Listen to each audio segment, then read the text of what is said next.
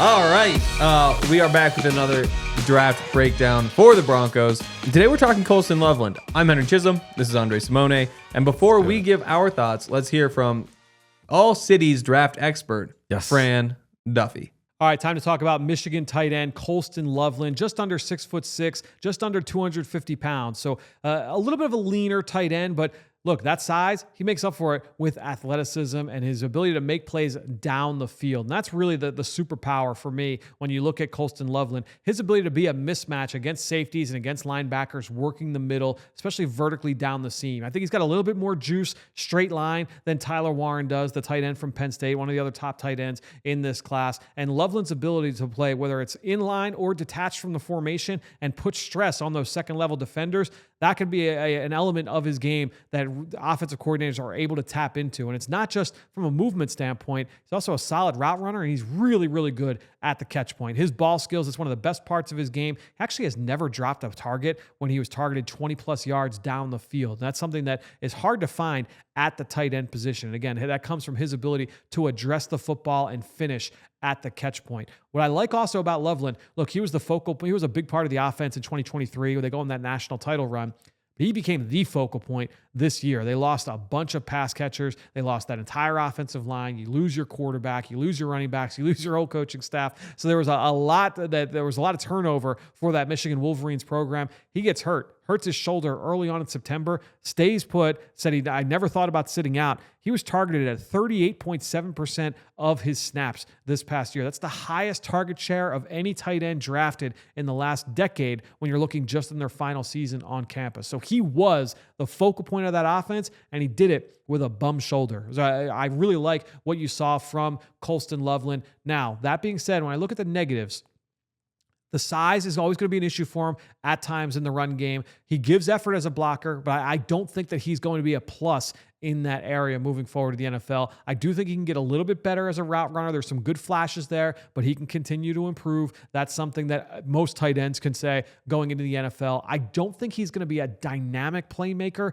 after the catch. To me, I see more of a Zach Ertz or a Dalton Kincaid type of player at the position, at his ceiling. Those guys are good tight ends. Zach Ertz was extremely productive in the right situation over the course of his career. But I think you just have to understand what you're seeing there with this player. Not a true, all right, we're going to line him up everywhere and he's going to be a mismatch for everybody. But I think that this guy has the ability to be a focal point of a pass game, a really reliable quarterback's best friend type, and just not an enforcer in the run game. You can check the box there, but he's not going to be a huge, huge plus. Got to get through the shoulder injury. Looks like all signs are positive from that standpoint. He should be ready to go by training camp. So I don't think that injury is going to have a huge impact on his draft stock. Just some little things that he's going to have to improve on. But overall, this is a pass-first, wide tight end who can be moved around the formation. Maybe not a true mismatch. Maybe never be the George Kittle, Travis Kelce type of weapon in the NFL. But a really serviceable player who's going to be really useful in an NFL pass game.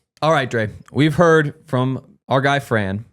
Yeah. Do you think that Colston Loveland is still a good fit for the Broncos? He's an interesting one. He is an interesting one. Because him and Engram really overlap. There's a lot of overlap More there. so than Warren. But Fran does say he's not as high on him, but checks off the box as a blocker. I could get there. And the Zach Ertz comp is an interesting one as well. Even though I think where you're selecting him, you're expecting more. Fair. 6'5", 248, though. The 248 being the key. Because Pretty big, right. I and was he's got expecting that combine linear more like frame. 235. Yes. And so when we thought, what was it, 6'5", 235, we were thinking like, oh yeah, but he's still skinny. He's only 21. He's a very young prospect. He's one of those guys like blue chipper who we've known for a couple of years is going to be right here in this spot in this draft. Big part of that national championship team, coached by Jim Harbaugh. Yeah. And so we're just waiting for him to get to this point. And so when you know he's so young, it's so easy to say like, oh, 235 now.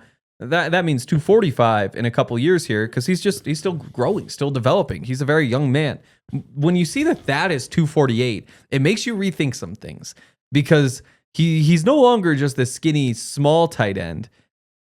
He's a pretty prototypical tight end. And on top of that, there's still reason to believe that 248 now might be more like 258 in a couple of years. And you're saying like more excited. He looks like a wide receiver straight 100%. Yeah. Yes. and plays like one, though again, comes from a prototypical pro-style offense, has been used as a blocker, has been asked to do that. I think there's that compete level there. But with Engram on the field, are you relegating him to too much of a blocker role and not really maximizing him? And with where you'd have to draft him, I don't think he's really in the mix at 51. It's kind of 20 or bust. Yep. And that's where it gets complicated. I'm not sure. Yeah, that's the tough part about the fit with the Broncos, because you have Evan Engram, and so do you really need a backup joker tight end? Now here's how I'll sell it. Yes, it is a bit redundant. Yes, it would be tough to get him on the field. And there would be a couple situations where you throw them both out there, flex them both in the slots. Yes. It's almost a spread type look, and you could draw some mismatches. That's not the kind of thing that you can do 20 times a game, though, which means it's tough to get Colston Loveland on the field. But what I will say is this. I still think he's a little bit raw. I still think that he's the kind of guy who needs some time to develop. And I think we've seen that with a bunch of Broncos recently, whether it's Audric Estime, who turned 21 a couple days before the season started last year, whether it's Troy Franklin, whether it's Marvin Mims, all these super young prospects, these 3-year guys who come out because they are that great of prospects, but maybe just need a little bit more time before they're ready to contribute. I wouldn't be surprised if Colston Loveland is one of those. And because of that, pairing him with Evan Engram for a year and then you move on from Engram, or 2 years and then you move on, I could see it. Now, do you want to draft somebody who you see as a developmental pick in the first round? That's a tougher conversation. 100%. And yeah, kind of similar to our Tyler Warren conversation, this would be an identity type of need filler more so than a positional need, because now you can really go to those 2 tight end sets a lot more, get a lot bigger on offense, give Bo 2 more big targets. But yeah, Loveland, we're really going to find out how important that joker tight end is for Sean Payton. Because if it's that essential to this offense, then why not take one of the most prototypical joker types? When Evan Engram, we know veterans on a 3rd contract. Totally. It's up in the air. Nothing's guaranteed. It's only a 2-year commitment, really, right? So if this is that essential going forward, if you're trying to set Bo up for success, not just in the immediate future, but the long term, I could see the argument for this pick. Also, he might very well be right there staring you in the face at 20. So it might be a conversation of him or an RB2 or option, or a defensive lineman, or a back 7 guy. And then do you just pull the trigger? Because if you draft him now, the conversation's going to be like, how could you do this? You already have Evan Engram. Like, this doesn't make sense. Well, guess what? 12 years from now, when he's producing like one of the best tight ends, like when he's had 4 or 5 Pro Bowl trips, nobody's going to be thinking back on the 1 or 2 years he overlapped 100%. With Evan Engram and said, what were you thinking? Like, sometimes there's just a really good prospect. And I think Colston Loveland is that. I think in terms of, you take everybody in this draft and ask me, what are they going to be in 5 years? Colston Loveland's one of the 5 or 6 at the top for me. Upsides. I think that he's there. High. I think part of the reason I was a little scared off before the Broncos had Evan Engram is because I do think it's going to take him a year or 2 to kind of get everything to click and get up to speed, whereas the Broncos needed some help right now. I would not be the most excited by this pick. Yeah. Just because that the impact might be a little bit lower early on. But like I said, I think that if you make the pick a decade from now, you say, thank goodness we did that. If I'm Colston Loveland's representation, it's a dream scenario for me.